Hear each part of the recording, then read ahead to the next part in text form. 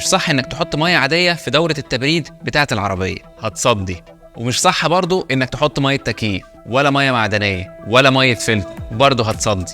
وعلى فكره مش صح اصلا انك تحطها لمده مشوار واحد، لما تيجي تغيرها بعدين لو ما غيرتهاش كلها وفكيت ترموستات الكوعه وخرجت كل الميه اللي جوه الموتور مش في دوره التبريد بس، دوره التبريد هيفضل جواها شويه ميه عاديه وهتصدي. طب اعمل ايه؟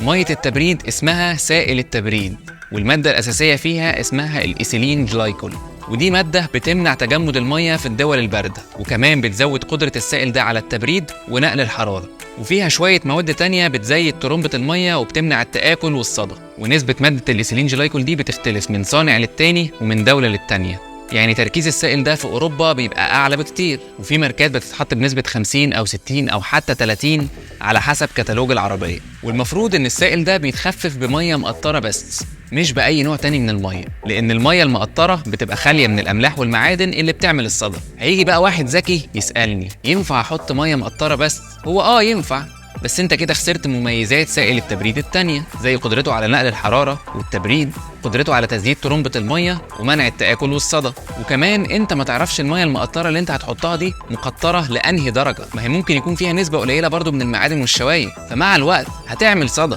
بس برضو اكيد اقل من مية الحنفية. وعشان تبقى عارف الصدى ده لو حصل مرة واحدة عندك مش هتعرف مهما حصل تشيله تاني ولا حتى بمية نار.